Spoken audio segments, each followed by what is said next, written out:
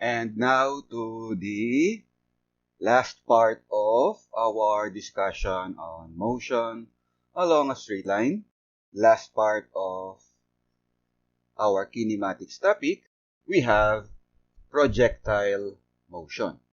Whenever you throw an object, say a basketball, whenever you throw a basketball diagonally upward, or horizontally or diagonally downward, the resulting motion of the object is referred to as projectile motion.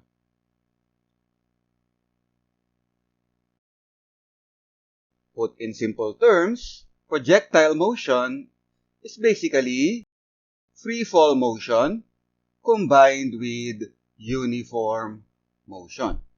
That is to say, the x component of the object's motion is considered uniform motion, whereas the y component of the object's motion is free fall motion. Since the variables of our kinematics, displacement, velocity, acceleration, they are all vector quantities, we can divide these variables, we divide the resulting motion of the object or the projectile into its x and y components. So for instance, you have the object thrown diagonally downwards. The resulting motion is projectile motion. You can divide the velocity of the object into its x and y component. The same goes for the acceleration of the object. You can divide the acceleration of the object into its x and y component. And finally, you can do the same for the object's displacement. We can divide the object's displacement into x and y component. And when we look at the x component of the motion on the x component is undergoing uniform motion. The acceleration ax is 0. The velocity of the object along the x-axis, along the x component, is constant, just equal to delta x over delta t. If you look at the y component of the motion of the object, you can think of it as tracking the motion of the object along the y-axis. The motion is free fall motion. Acceleration along the y-axis is just equal to acceleration due to gravity, which is constant for any location. And again, default situation for this course, location is on or near the surface of the Earth, where vector g is equal to negative 9.8 meters per second squared. And free fall motion is uniform acceleration. So we have 4 equations that we can use to analyze the y component of the motion of the projectile. You have Vy is equal to Vy initial plus Gt. Y is equal to Vy initial t plus 1/2 Gt squared. Vy squared is equal to Vy initial squared plus 2Gy. And then average velocity on the y component is equal to Vy plus Vy initial divided by 2 is equal to delta y divided by delta t. And you analyze the x components separately from the y component, bearing in mind that there's only one object moving. So for instance, there's only one time of travel. 5 seconds on the x component means 5 seconds also on the y component. So we can unite the two components, the analysis of the two components, using time t. So again, when you are presented a projectile motion problem, just divide the motion of the object into x and y component. analyze the x component separately from the y component, and then just unite the two analyses using time t. For instance, consider the following examples. Let's have sample problem 1. You have two buildings, building 1, building 2. From the roof of one building, a man throws an apple with a speed of 15 meters per second at an angle of 30 degrees above the horizontal. The apple will undergo projectile motion and lands on a balcony of the second building. The balcony is 10 meters below the roof of the first building. How far apart are the two buildings? The object, the apple, has been thrown diagonally upwards. The object will undergo projectile motion, so divide the variables of the motion of the object into x and y component. The acceleration on the x component is 0 because projectile motion along the x component is uniform motion. Automatically, the acceleration is 0, whereas the motion of the object along the y-axis, along the y-component, ay, the acceleration, the motion rather of the object along the y-component is free fall motion. So ay is just equal to acceleration due to gravity, negative 9.8 meters per second squared. Displacement along the x component is just d, positive d because positive direction, the displacement x on the x component.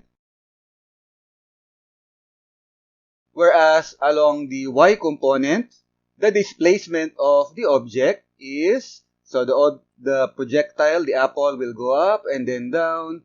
The overall displacement from initial to final position is vertically downwards along the y component. Of course, the overall displacement of the object is diagonal, but if you look at the y component, it's simply going down vertically downwards. So 10 meters vertically downwards, y is equal to negative 10 meters. So we've divided the acceleration, the position, or the displacement rather, into x and y component. We do the same thing with velocity. We know the initial speed is 15 meters per second, and then the direction of the initial velocity is 30 degrees above the horizontal. So we divide that into x and y component. Velocity along the x component, uniform motion, constant. So Vx is just equal to V naught, 15 meters per second, times cosine 30 degrees. Whereas, if you use your component method to divide the V naught into its y component is opposite the 30 degrees. So we use sine 30 degrees. Sine 30 degrees is equal to opposite over hypotenuse. Opposite is the y component. Vy initial is equal to the hypotenuse, 15 meters per second, multiplied by sine 30 degrees. Again, Vy initial because the object is undergoing free fall motion along the y component. So the velocity along the y component is changing. So this is just the initial velocity. Whereas On the x component, the object is undergoing uniform motion, so the velocity is constant. So even though this is v naught, initial velocity, on the x component, you just have vx is equal to constant. Analyze the motion of the object, the projectile motion, by looking at the x component and at the y component. Analyze each component separately. Let's start with the x component. Again, x component, uniform motion, so Vx is constant. Vx is just equal to x divided by time. Isolate time, t is equal to x over v is equal to d over 15 cosine 30 degrees. We do this because after analyzing the y component, we will unite the two analyses using time t. So in preparation for that, we isolated time t in the x component, and then we move on to the y component. Y component, we have free fall motion on the y component. Free fall motion, you have 4 equations to choose from, that you can analyze the motion of the object along the y component. One equation is y is equal to vy initial t plus 1/2 gt squared.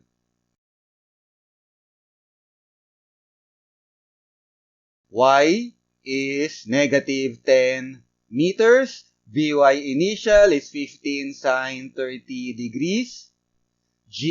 Ay is just acceleration due to gravity. So g, or negative g, negative 9.8 meters per second squared. And we have the equation for t is equal to d over 15 cosine 30 degrees. Using all that into the equation y is equal to vyt plus 1/2 gt squared, we get negative 10 is equal to 15d sine 30 divided by 15 cosine 30 minus 4.9d squared over square of 15 cosine 30 degrees. Simplifying the equation, we get an equation in terms of d, 0.029033703 d squared minus 0.5773502,692d minus 10 is equal to 0. We have a quadratic equation in terms of d. Using quadratic formula, quadratic solution, we get two answers for d. D1 is 30.9944927 meters, and D2 will turn out to be negative. Since distance cannot be negative, we can ignore D2. The final answer, D1, distance between the two buildings, D is equal to 30.994 meters. Thus, we get the distance between the two buildings. How far apart are the two buildings? So again, divide the motion of the projectile, divide the variables into x and y component, and then analyze the x component separately from the y component. Unite the two analyses using time t to get the answer that you are required to get.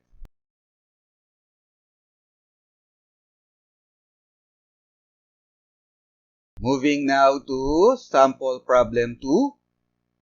You have a coin sliding on a horizontal tabletop. It slides off the tabletop with a speed of 5 meters per second. It undergoes projectile motion and lands on a plate on the floor. The plate is 2 meters from the foot of the table. What is the height h of the table? So once again, projectile motion, divide the variables of the motion into x and y component.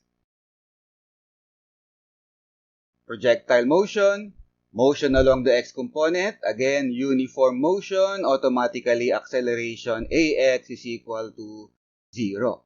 Along the y component, motion is free fall motion, acceleration ay is just equal to acceleration due to gravity, negative 9.8 meters per second squared.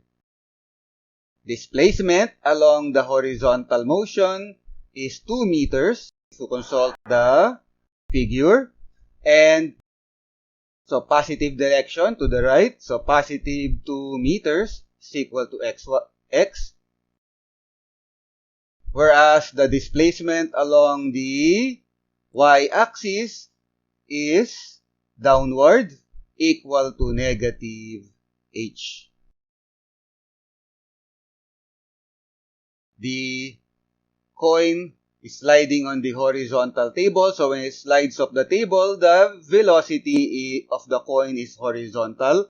So all of v naught, 5 meters per second, all of that is in the x component, positive direction. So Vx is equal to 5 meters per second. And since you have uniform motion on the x component, the Vx is equal to constant. Since horizontal yung initial velocity, the y component of the initial velocity, Vy naught, is 0. And we are being asked to get the height h of the table. So once again, after dividing the motion of the object into x and y component, after dividing the variables into x and y component, analyze the x component, analyze the y component, and then use time t to unite the two analyses. So starting with the x component, Vx is constant, therefore Vx is just equal to x over t, uniform motion. Isolating t, t is equal to x over Vx. We know x, 2 meters. We know Vx, 5 meters per second. So it's just 2 divided by 4. We are able to calculate the time. T is equal to 0.4 seconds.